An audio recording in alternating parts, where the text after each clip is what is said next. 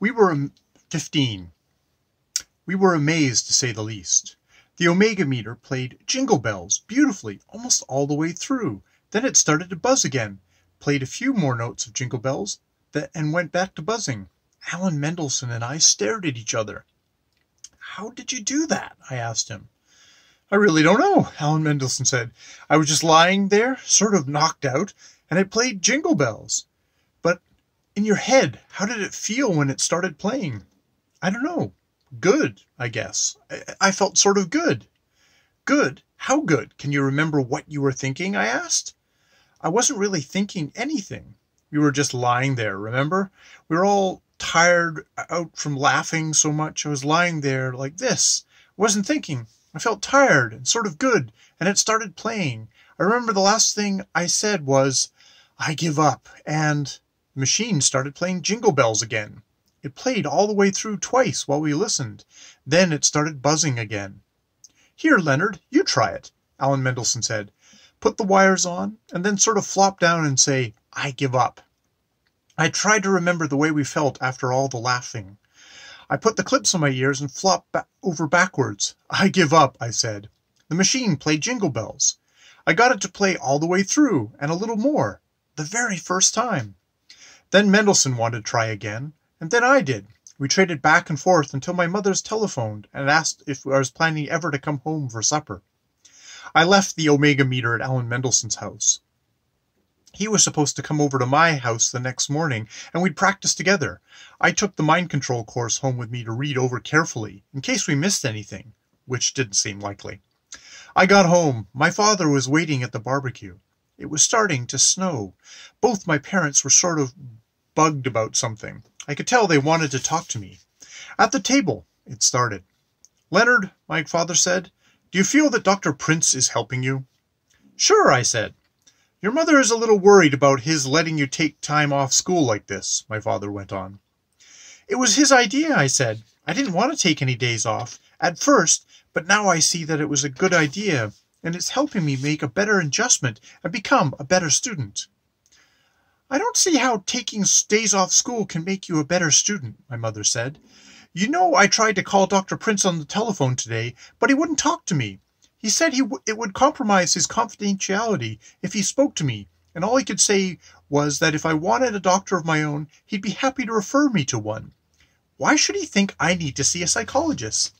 Leonard, what sort of things have you been telling Dr. Prince about me? About us?" I could see that I was going to have to be careful with this. It was lucky thing that I'd read the books about psychiatry. "I've been telling him that you're worried about me because I don't do well in school, and that upsets me and makes me worry about you, and it makes it even harder for me to do my schoolwork. I guess maybe Dr. Prince thought you were so upset about me that you needed someone to talk to. I mean, you called him, didn't you?" "Leonard, you don't have to worry about me," my mother said. It's very kind of you, but I don't want you to concentrate on working with Dr. Prince and bringing your grades up. It's very kind of you, but I want you to concentrate on working with Dr. Prince and bringing your grades up. You're sure he's helping you?" "Oh, yes," I said. "I'm not feeling nervous anymore, and I really feel sure that when I get back to school, things are going to be very different." "Well, that's all we wanted to know, my son," my father said. "Would you like another piece of barbecue chicken?" After supper, I went to my room to study the mind control course. I lit up a cigar and started the book at page 1. The only thing I hadn't really paid attention to was the little slogan on every page. They seemed sort of sappy at first glance. I tried to figure out if maybe they contained some message I had missed the first time. They still seemed sort of sappy. For example, "Feelings are facts. If you're feeling a thing, it is so. It is." And "Damn the torpedoes, Gridley, full speed ahead." And "Never try to reason with feelings. Obey them." I really couldn't make much sense out of the slogans. Finally, I put the book away and tried to practice my omega waves without the meter. The practice paid off. When Aln Mndlshn brought the omega meter over the next morning, I found I could get it to play Jingle Bells for 10 or 15 minutes at a stretch. Aln had stayed up late practicing with the omega meter, and he could do even better, but he couldn't tell when he was producing omega waves without the meter, and I could. We took turns all morning, and by lunchtime had gotten so we could turn the omega waves on and off. My mother made lunch for us, noodle soup and grilled cheese sandwiches. After lunch, she asked us to take Melvin for a walk. We put on our coats, leashed up old Melvin, and went outside. It was cold and crisp. Melvin liked that kind of weather, and he was almost wide awake. We sort of strolled around the neighborhood, and Melvin lifted his leg on various things. "Have you noticed that Melvin sort of favors his right leg?" Aln Mndlshn said. "Let's try using mind control to get him to use his left leg." We came to one of Melvin's regular stops, a lamppost around the corner from my house. We both went into a state of 26 and mentally commanded him, "My will is stronger than yours. You must obey. My will is stronger than yours. You must obey. Lift your left leg." Melvin lifted his right leg, as he usually did.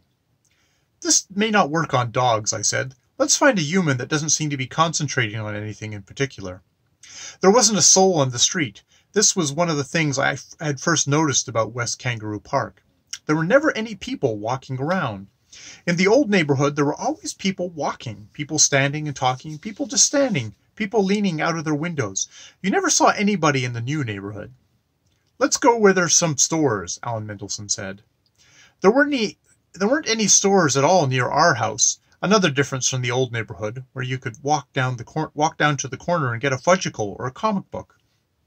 It was a walk of about 3/4 of a mile to the street where all the stores were.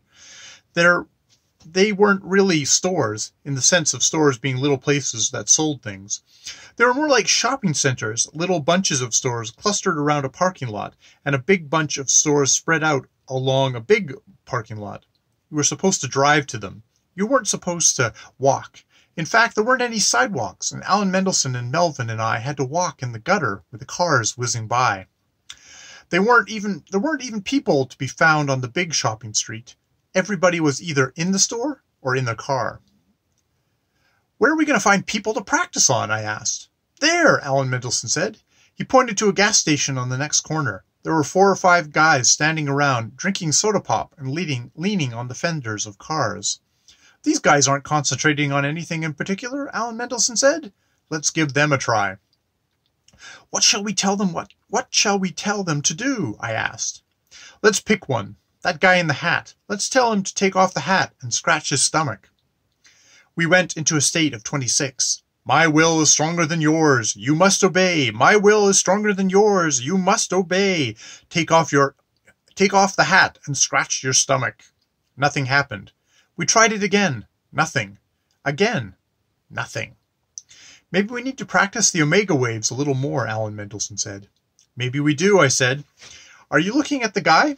"Looking right at him," Aln Mndlshn said. "Well, I can't think of what we're doing wrong," I said. "Maybe he's thinking." "He doesn't look as though he's thinking," Aln Mndlshn said. "No, he sure doesn't," I said. "He doesn't look as though he's ever had a thought in his life." The man slowly took off his hat with his right hand, and, with his left hand, slowly scratched his stomach with a circular motion. "It worked! It worked!" We jumped up and down. "Tell him to bend over and bark like a dog," I said. "Tell him to put his fingers in his ears," Aln Mndlshn said. "Tell him to dance," I shouted. "Yes, tell him to dance." We went into a state of 26. In a little while, the guy in the hat was doing a private little dance, a sort of jig, shuffling his feet and bending his knees. When the other guys hanging around the gas station noticed the guy in the hat dancing, he sort of looked sheepish and embarrassed, as though he hadn't realized he was dancing, which of course he hadn't. Aln Mndlshn and I were hugging each other and dancing along with the guy in the hat. "This thing has fabulous possibilities," Aln Mndlshn said. "Fabulous possibilities!"